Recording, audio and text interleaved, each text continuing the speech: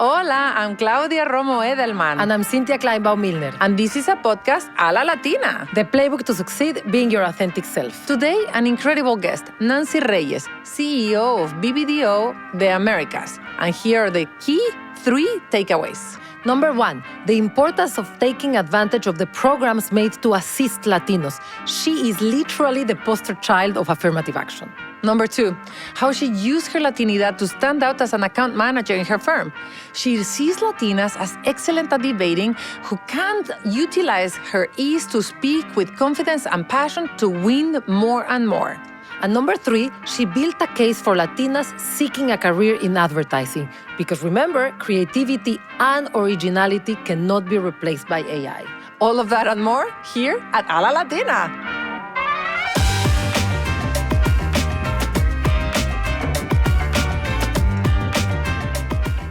Cynthia, tell me more about Money Lion. What is your favorite product? The product that I loved the most first was our credit builder loan. When I moved to the US, I realized that a good credit score impacts so many aspects of our life.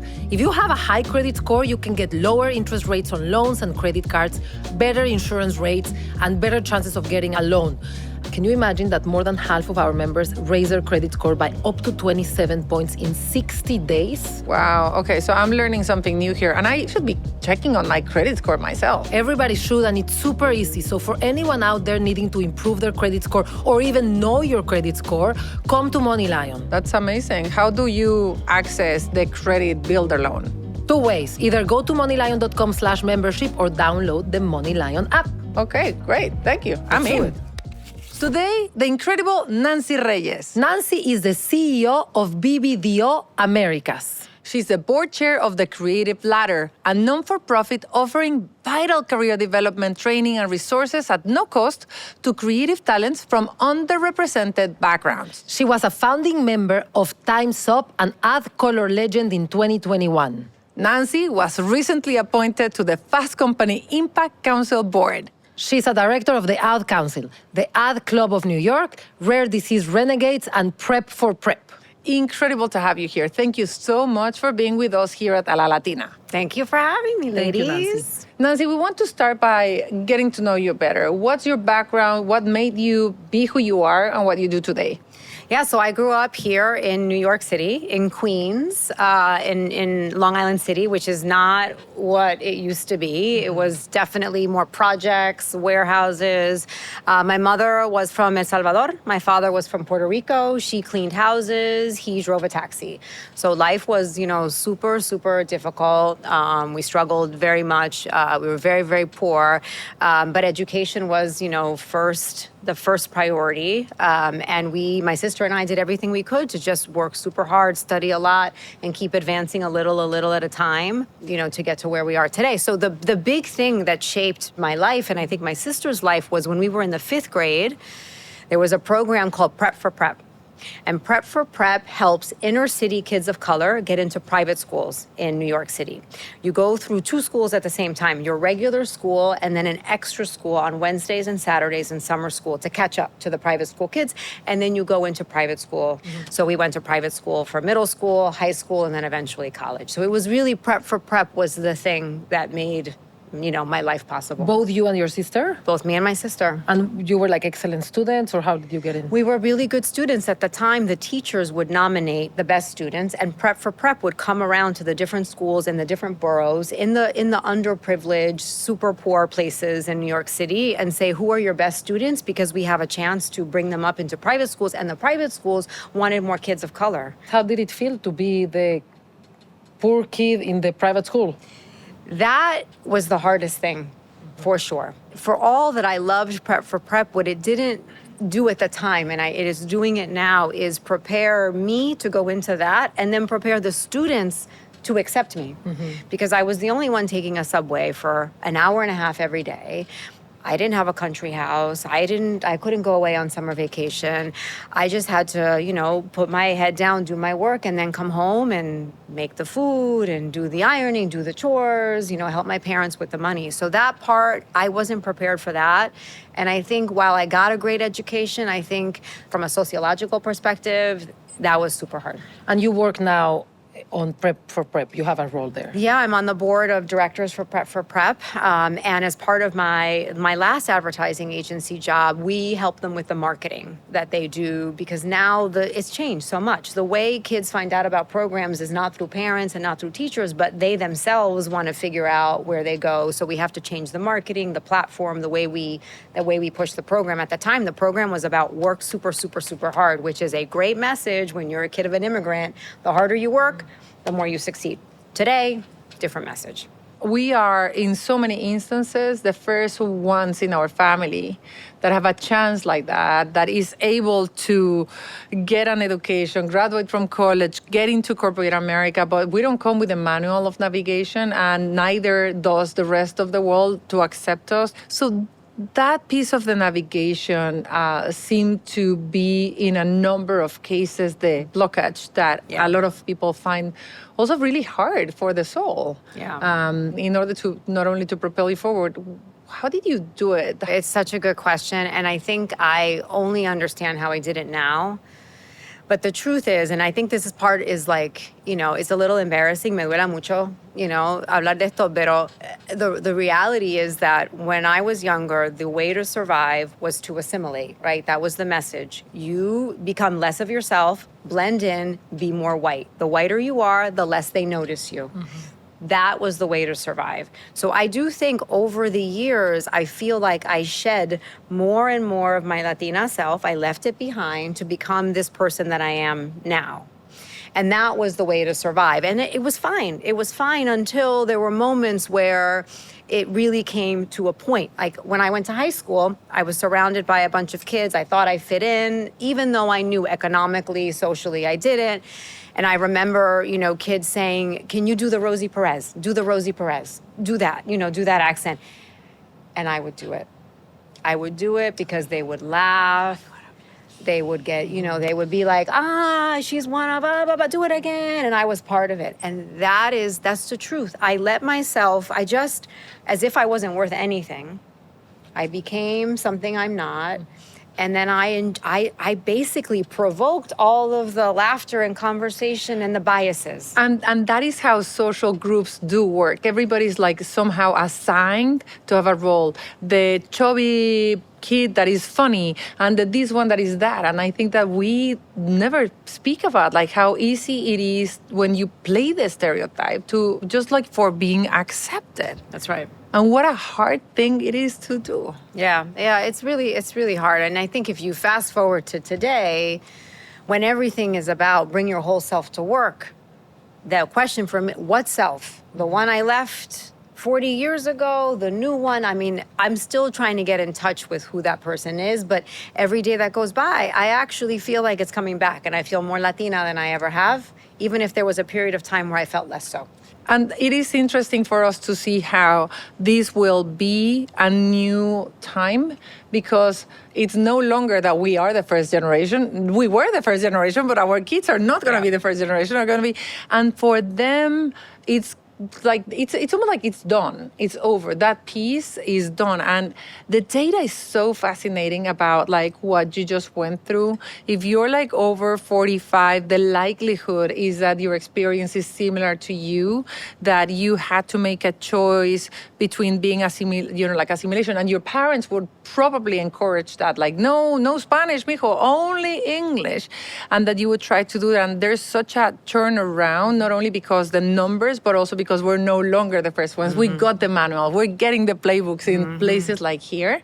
And so you see a rise of language from 5 years ago to now. The usage of Spanish went from 63% to 76%, allowing for people that didn't know Spanish because they didn't have it to go back. There's a retro-Latinidad. There's a reclaiming of our identity, including our language, and so more people are just going back to that piece of the self and say, like, wait, I want to go back to understanding my roots, going back to the countries where my family came from, the food that we ate and the culture that we had. So I am really excited about, like, what is that going to be for society? And what is that going to make for us as mothers as well? What kind of messages are we going to be sending our daughters? Oh, I love that. I love that. Interestingly, my daughter recently, she's 14, and we haven't really raised her in a super Latina, household. But she said to me, Mom, I want a quinceañera. I want to experience, I want this. You deserve a quinceañera. You deserve to have this experience. And having her sort of encourage me to kind of continue to push to be like, yes, let's get in touch with this. That was a gift. I mean, that gave me chills. I got super emotional. It was like, mija, lo que quiera, Because it's cool However now. big. It's going to become mainstream to have quinceañera even if you're not Latina. It's true. Okay, last question about the background and you, and then we can go into your professional life. But we couldn't find a lot of information about you on the internet. Was that intentional? I'm not big on the social internets. I'm not, I think I don't put a lot of stuff out there for a good reason, probably more to protect me, and my family. I don't like to do that kind of stuff. But I think we were also, probably a lot from the upbringing, just like put your head down and do the work. I've always been that kind of a person, which I think has been part of what's made me successful, but also part of what keeps a low profile, like, que no te vean, like put your head Calladita down. te ves más bonita. Exacto. And you just do, and I do an excellent job and it can't be refuted, but I'm not the bombastic, celebratory, I'm all over the place kind of person, but it is an irrefutable success, if you know what I mean. But that has been my comfort zone. The reason why we ask this is because when we started the podcast, we couldn't find a lot of Latinas that could be role models because you guys don't speak in public and don't say, I'm Latina, I killed it, being myself, you can do it. So we're trying to bring more women like you, and we encourage you to find ways to put yourself out there so the next generation sees you, because you're freaking killing it. They should know that the CEO of BBDO Americas is a Latina. Yeah, I love that you're doing that, and you're right, but I think it comes from the same thing we were talking about. The humility of just don't be loud, don't get noticed. If you think about, I feel like I've spent a lot of time studying this whole, what it's like to be the kid of an immigrant, where you're just worried that you're going to get spotted by la migra y te van a mandar. You have to just stay under the radar. Even if it's not fully that is, I think, what people feel. And so the more you sort of suppress yourself and your success, the easier you'll get through. Again, we're changing, things are changing, and I'm feeling more and more and more, but I think that's a reality of the world. It does make a big difference. Now you make me realize, you're sharp. Whoa, you're sharp. It took you like 20 episodes to say that. But philanthropy was the same. Like, it was elegant to be anonymous in your donations before and not to say anything and to give just like quietly. And I am from the non-for-profit side, was like, no, you have to say it so that more people see that you are. And so Bill Gates with Warren Buffett started this giving pledge, which was saying, I'll give 50% of my fortune. And they invited all the other people that wanted to be like them to say it out loud. And that generated trillions of dollars giving to charity. So I am begging all Latinas to start actually saying it, because it's going to bring... It's going to do more. It's going to bring that ripple effect. Okay, now let's talk about work. You have worked in Omnicom for over 8 years in the umbrella. What do you think has been your superpower that made people pick you for very important roles too? Like, actually, can you talk about Omnicom and how you can move from one company to another? Yeah. If I total up all the years at Omnicom, it's probably 20, by the way, because I started to really understand the power of advertising when I moved into Omnicom. So I started my career in New York, and then I moved to San Francisco to a place called Goodby Silverstein and Partners, which was a little creative agency in San Francisco, a part of Omnicom. And that's when I started to see, wow, advertising is about big ideas. It's about imagination. It's about possibility applied to like the biggest, most interesting problems. And I had a wonderful career there. And I have to say, this is a great example to me of that company and Omnicom. I wanted to move back to New York because I was pregnant with my second, and my family was here, my husband's family was here, and so I took another job because Goodby did not exist in New York. And Goodby and Omnicom said, no, wait a minute. Why didn't you tell us? We're going to open an office for you. Oh, wow. So they opened an office for me. They said, you can work 4 days a week. You can be there for your kids. And I did that. And it was like, wow. I mean, this is where it reinforced that the way I worked, which was like, I'm just going to learn. I'm going to be super curious. I'm going to put my head down and do my very best work. I was getting validation that I was being seen, and it was working. And I got this amazing opportunity. But did you leave and then they told you, or you were going to leave and you negotiated like... It wasn't so I didn't even have to negotiate, but I said, I'm so sorry. This is the best company of my life. I love it. But I had took this other job because, and they said, no. Okay. No, wait. And then dump it. They came back with something I could not say no to. Yeah. That was amazing. So I want to just tell our audience, because I've experienced this with many people in my teams, never quit a job without talking to your manager, because many times you're quitting a job because of something like that. I don't like what I'm doing. I want to do something else. Talk to your manager. They may have another place for you if you're good. And we rarely have those conversations. We just leave and then we learn, oh, there was a conversation to be had. And I think, in my experience, younger generations are getting the message that you can actually have that conversation. You don't have to quit because something's not working. You can be honest and then have a long career and move internally. Yeah, exactly. So I did that for a few years, and then I actually left because it didn't work out and I wanted to go client side. So I went to the client side, and then I ended up coming back a year later. But you were like a client side, like very short time. Very short time. Not quite a year. I ran wireless marketing for Verizon. It was a new era for Verizon. Diego Scotti was coming in as a new chief marketing officer, wonderful sort of force, passionate, wanted to change a lot of things. He brought in a lot of great talent. I was lucky enough to be in that spot. He brought you in? He brought me in. To be honest, I did love it. I loved it very much. It was hard. It was different. Verizon, any kind of operationally driven company, you have to just respect just how wonderful the operation of it is, how intelligent the people are. It just wasn't my cultural, just wasn't my soul was a little bit not connected to the work, but I love the people and I love the experience. And I loved being on the other side because I felt like I understood something I didn't totally understand being on the agency side. I thought I was the best with clients. But you go on the other side and like, I didn't even know half the story. You've been in the advertising industry for, what you said, about 20 years. Yeah. What has been the biggest transformation? How have you experienced it changing in the last 10 years? I think when I think about this, I think about it less like what is the biggest transformation for me and just what is the continuous thing that we can't seem to get out of. So I'm going to answer it a little bit differently, which is that, there's always AI, there's always big data, there's always Web 3.0, metaverse, there's always a thing. What I wish we could just get out of, and it is like my mission in life, is there is such a terrible insecurity about being in the advertising industry. There is a constant, advertising is dead. Se acabó. Here comes AI, it's over. Here comes Web3, it's over. Advertising is dead. They don't know how to do it. I mean, there is and people in the industry, leaders in the industry of advertising agencies love to say that because we are a very dramatic people. We are very insecure people. Yeah. And it's just part of our healthy paranoia, I guess. If I could say like that, that maybe big thing for me over the past 10 years is just a constant narrative. Getting worse. It's getting worse and worse and worse. I mean, that is the tipping point we're in, where either we believe or we don't. But this business is not for the people who don't believe. It's never going to survive. And what is the business about? Ideas, creativity. You were talking about problem solving. Seems pretty natural for Hispanics.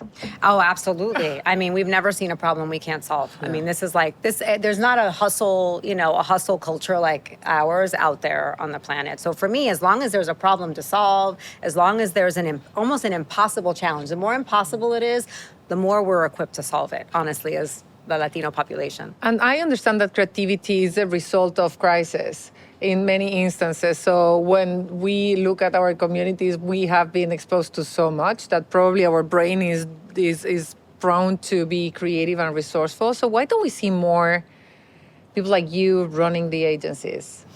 It's a good question. I don't know how many people like us know about this industry. I want to say that was probably a big obstacle for me.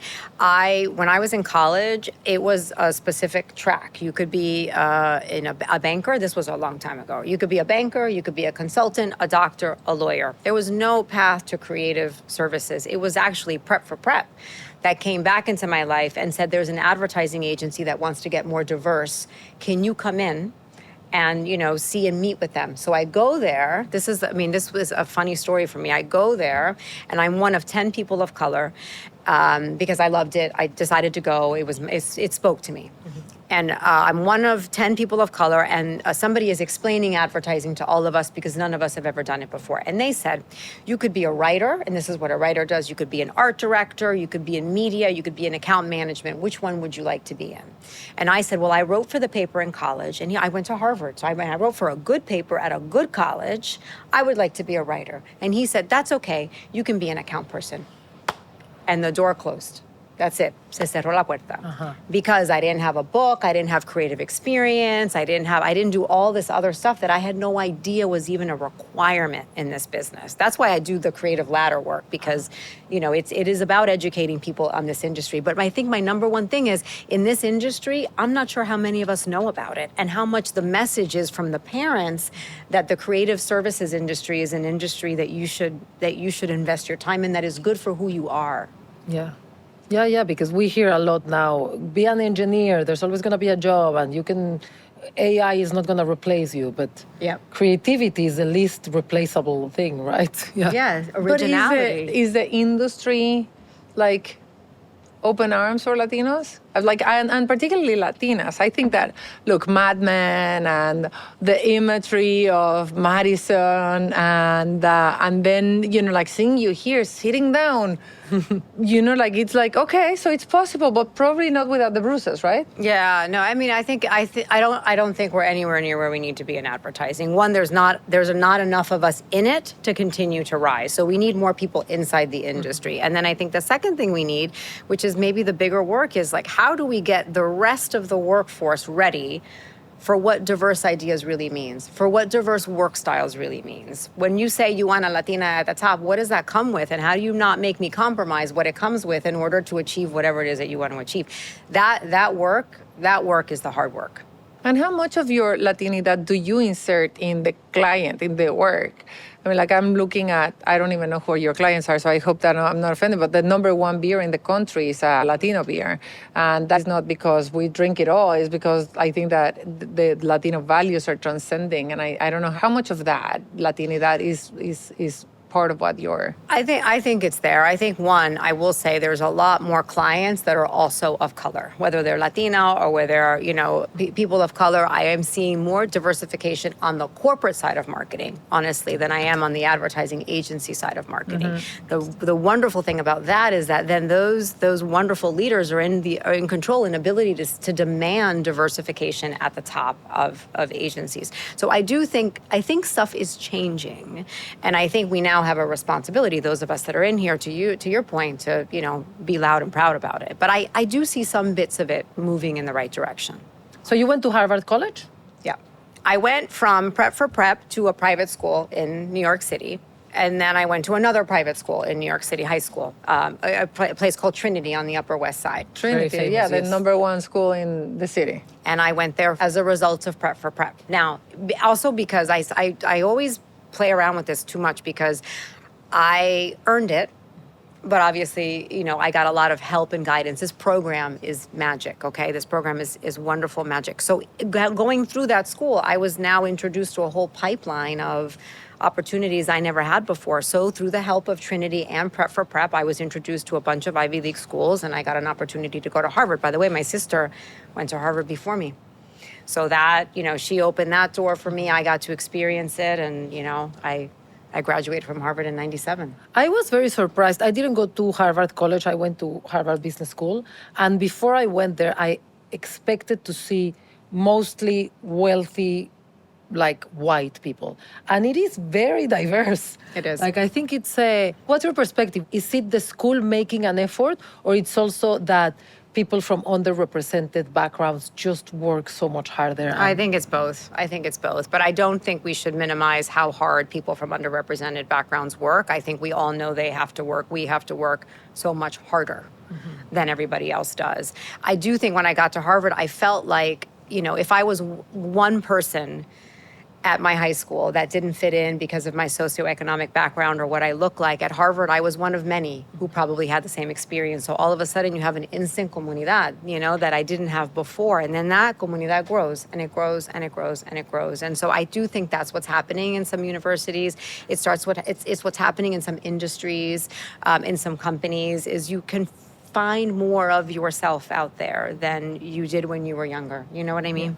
And we should give it to those programs like Prep for Prep. And I hope that with the changes, political changes, the opportunities are not taken away, and that we're going to continue seeing opportunities and bridges that allow people like you come to the opportunity, take it and excel with it. I mean, if this is not the best ad, and if you're not the best ad for prep, I don't know how to make a good ad.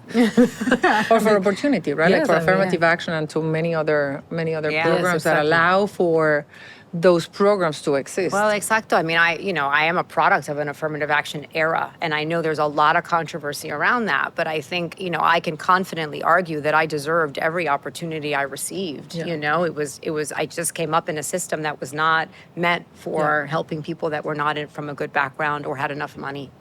Now, can you talk to us about your career within Omnicom? You went back after Verizon and had more years of going from one agency to the other within the Yes. So after Verizon, I went to a company called TBWA, Chiat Day, in New York, which is another Omnicom agency. And in that company, I worked for 7.5 years and again, rose quite steadily from managing director to president to CEO. on the account side, not on the creative side. On the account side, always on the account side. So I was brought up in account management and then eventually, spanned into a leadership role more What broadly. makes a great account person in an agency? Yeah, I'm glad you asked this because I feel super passionate about I it. tell you, she's like, wow, killing it. She's going straight for the juicy questions. She prepared for this. I'm going off script and asking all the juicy questions. All the juicy questions. So remember, I told you the story of the person who said to me, "That's okay. You can just be an account person." Right. When he said, "You can just be an account person," he made me feel like account people were nothing. And so because that door closed, it made me mad, like super fiery mad. And I was like, I am going to be the best account person you have ever seen so that we can redefine what account management is. So it was a little fire burning up inside of me, and I know for sure that is what pushed me forward. And a great account person to me understands the business of the brands that we're working on, what obstacles exist between where we are today and where the business of that brand has to go, and how creativity can be applied to that. Always managing the risk and the bravery that we're asking our clients to take on behalf of an idea with a safety net that helps us get there. That is a great account person. And then there's all sorts of important, critical operational things of how do I put together a team? How do I get everybody corralled around a problem? How to do motivation? How to keep relationships going, etc. But to me, it is, we have a goal that is from here to there, and it is my job to move us steadily there. Always pushing bravery, but with a little bit of safety net so you feel good about the brave decisions that you're making. And so within agencies, are account managers the ones that are like taking AI and bringing it to clients and managing that? Or like, is that like evangelists or others? How is that affecting your industry altogether? AI. Well, I think it's impossible for everyone not to be touching AI and talking about AI. So I do think AI is more widespread than account people, but I think account people for sure are sitting here saying there is going to be an impact to the business. I think honestly with AI, I heard this wonderful quote from one of the people in our Colombian office who I love. He's a great innovation guy, and he said to me, "I don't think AI is going to replace humans, but it will replace humans who don't embrace AI."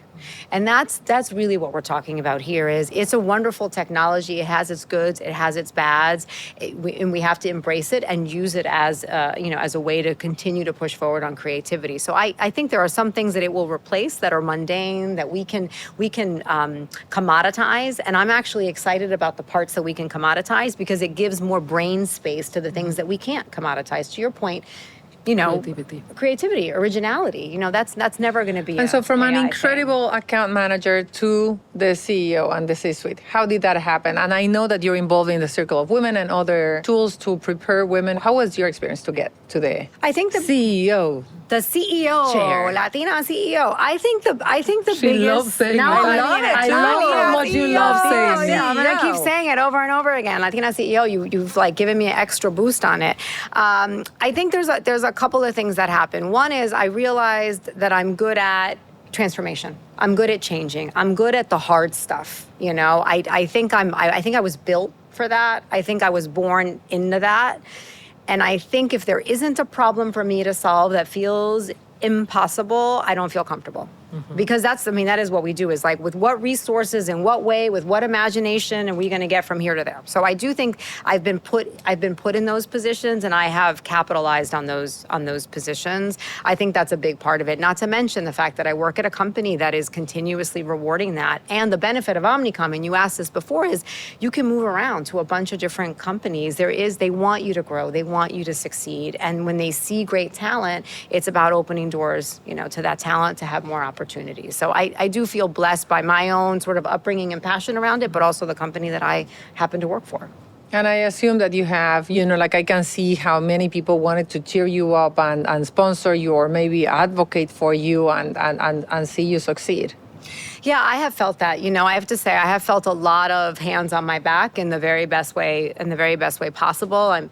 I got this incredible opportunity last year at this time. I graduated from Harvard Business School Executive Management Program. It was a 5-month, super rigorous program that was like a business school simulation. I never had a chance to go to business school, but John Wren from Omnicom sent me to this program because he wanted me to just have this incredible experience. And it was validating in so many ways, not just of my own personal thing, but I was one of 180 leaders, like same kind of level from around the world across the industries. And what that did for me was it made me realize that I was probably the only one in there from a creative background, and how important that discipline and that thinking is needed, even in industries that are not necessarily creative, that you wouldn't consider creative, whether it's manufacturing or technology or healthcare. They all have creativity in them. So I got this amazing opportunity. I learned a ton. And then after that, he gave me this opportunity to come to be the CEO of BBDO of the Americas. We had a guest, Adela Cepeda, who told us that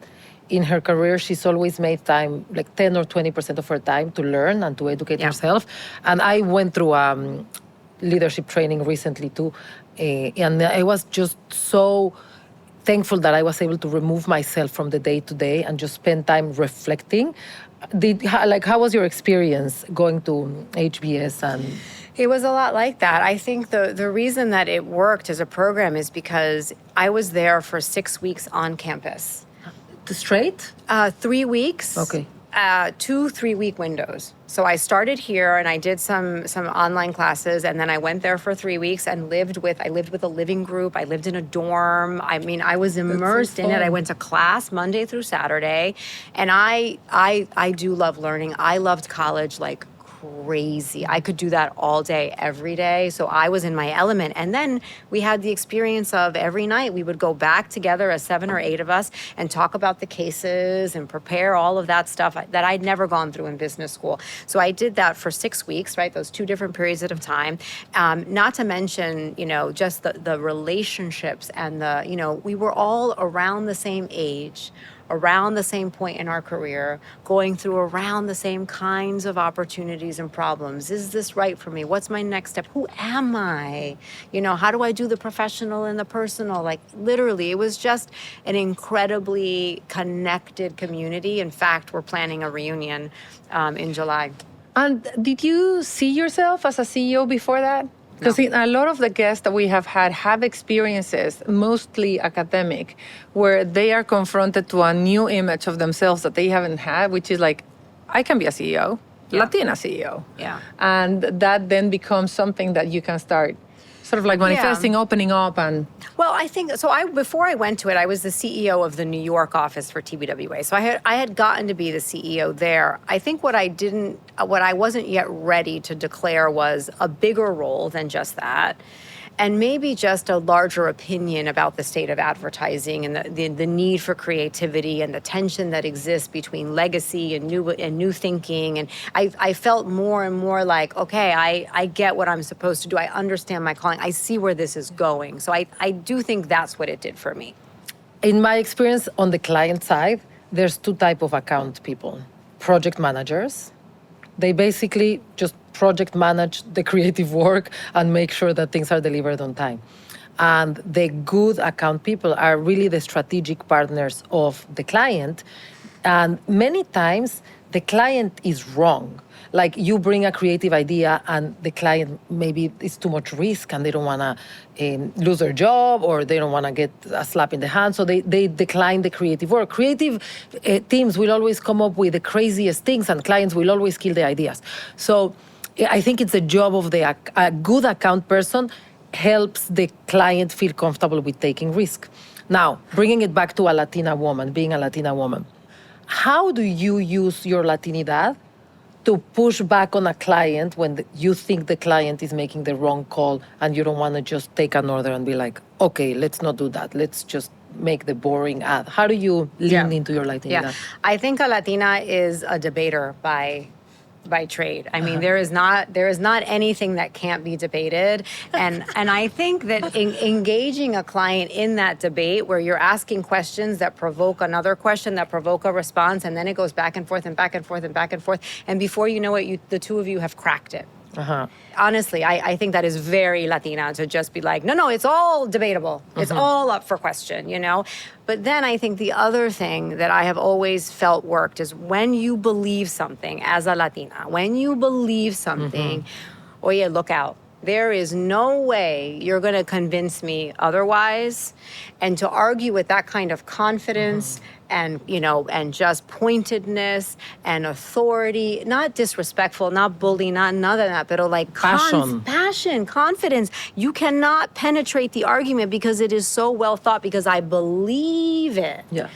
That, I think, is very Latina. So the debate and just the true belief that burns inside, it's just, it's hard to argue with that. It's also magnetic, huh? I mean, who doesn't want people around them that have that belief? And then who doesn't want to have it themselves, you know? Yeah. And I think that that's where we can talk about the flipping the script for a second.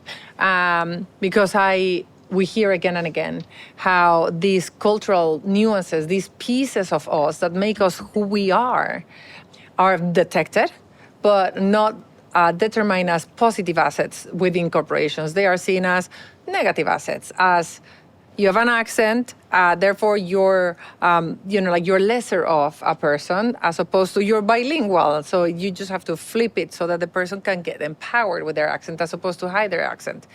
And I think that the same happens with this fire that you were talking about, this determination that, people do understand that we are fiery, but they don't see that as determination, passion, commitment, and then talk to us about flipping the script. Yeah. And how has that been in your career? How have you seen it? What are the things that we need to flip the script so more Latinas can be successful? Yeah, and understood. I think the fire thing is a big one for me. I've tried to own it a little bit more, to be like, I'm coming in hot. That's what I say. I'm coming in hot. And when usually the negative side of coming in hot is, oh my God, everybody hide. She's coming in hot. They hide under their desk, they close the door, like, I'm not gonna see her today. I think that the difference between that and no, she's coming in with a belief, with a passion, with a force, with a direction, with a way to go. That's how you flip that. And I think most times, when companies are going through change, when they're going through uncertainty, when they're worried about it, the number one thing they want is somebody who believes, somebody who just is who pushes, who says, no, this is how we're going to do it. And then everybody follows you. And then everybody Because follows. also they trust you. Exactly. Because you've been building relationships, because that's what we do. Exactly. And when you believe like that, the other thing, which is very Latina, which sometimes is not good, but you flip it, is you don't take shit. I'm not going to take it. I'm not going to take it. This is the place we're going. Ya estuvo. That's it. Yeah. I think actually that is a great thing, because we don't need any extra stuff we can't handle or shouldn't have to handle today. So being the CEO, work-life balance, talk about that. I'll tell you a story that I think was the flipping point of how I manage it, okay?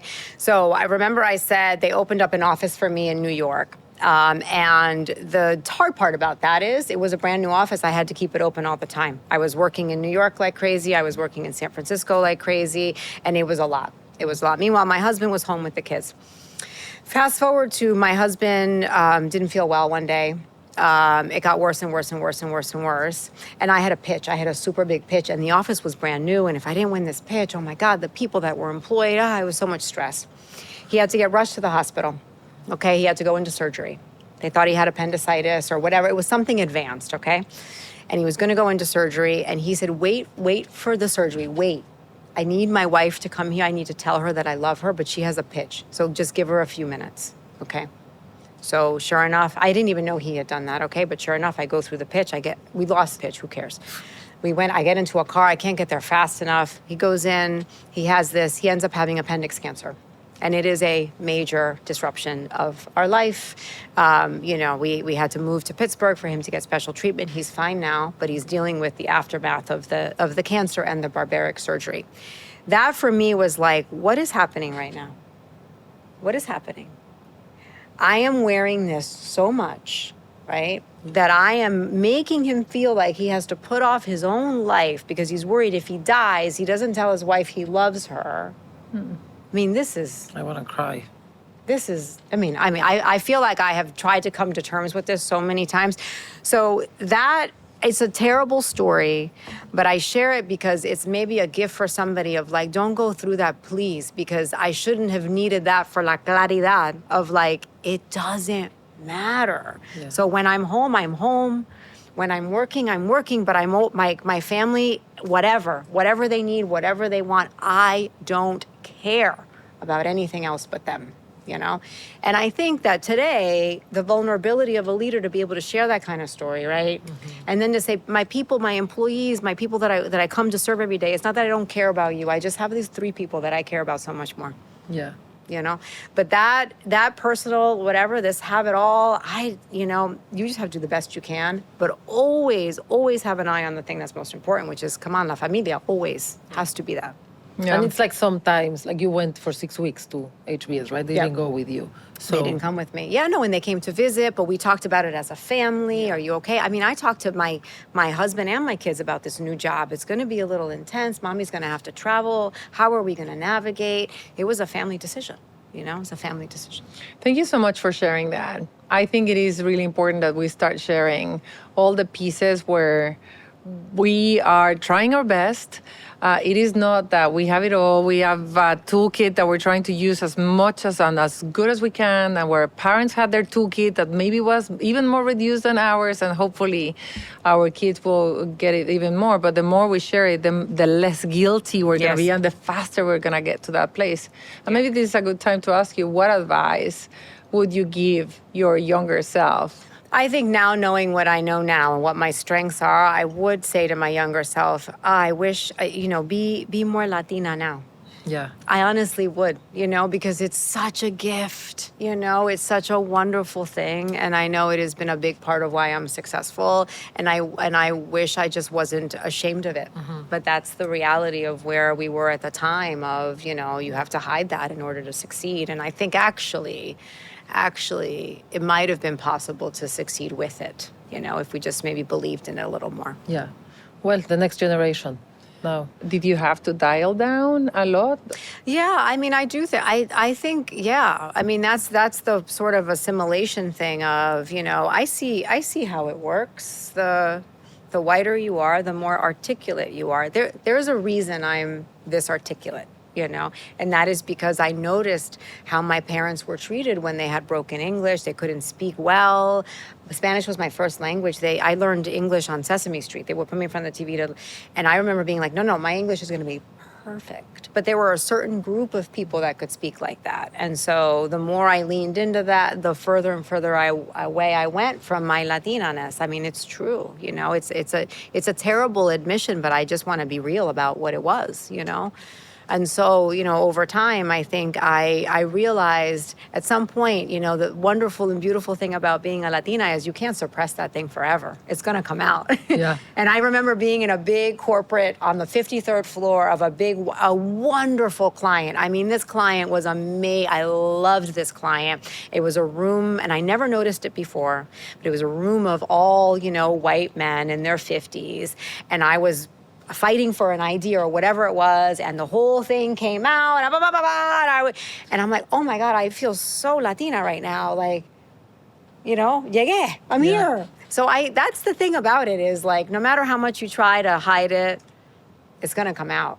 So in 10 years from now, when we are sitting down again, having a new podcast, we're gonna ask you like, so what did you do the last 10 years that you're so proud of? Oh, I mean, aside from just, having the happiest, most wonderful family on the planet, because honestly, that is to me the thing. I would love to think that the passion and excitement of what it means to be Latina has been applied to creativity and imagination and advertising, and you will feel and see us all around. That would be an amazing way to end my career. I love that. Which other Latina should we bring to the podcast? Maybe from the industry that you think is someone to learn from? Yes, I have 3 of them. Okay. Just in case you need a lot of Latinas. One is, you may know her, a woman named Alex Cuevas, who she actually works at BBDO. She's a talent person from BBDO, and she is so smart and so gifted and so strategic. And she's a force in the talent industry. And the reason I pick talent people is because good Latina talent can find more good Latina talent. So in that same vein, Monica Torres. Monica Torres is another talent person who's been in this industry for a really long time, super connected to a lot of wonderful people, and can give a lot of passion to advertising. And one of my favorite Omnicom people is Ro Colarnos, who runs a lot of our marketing programs inside Omnicom, actually. And she's incredible. And also just a modern thinker, a social media activist, and just an incredible human all around. Okay. I mean, we have to keep going. Then we're gonna get There's more. An entire season of Omnicom. and so many wonderful Latinas in your company. Oh yeah. This was just exceptional. I have to say, I learned so much. I was moved all throughout. Thank you so much for your wisdom and your vulnerability as well. Oh yeah. Thank you. Yeah, for this was having great. me. I'm so glad that we met. I know I treated you like I knew you from before, but now I feel like I know you from before. So thank you. Thank you for making us all feel comfortable. And thank you so very much, because with conversations like these, with openness like this, I hope that young Latinas can lead and succeed A la Latina!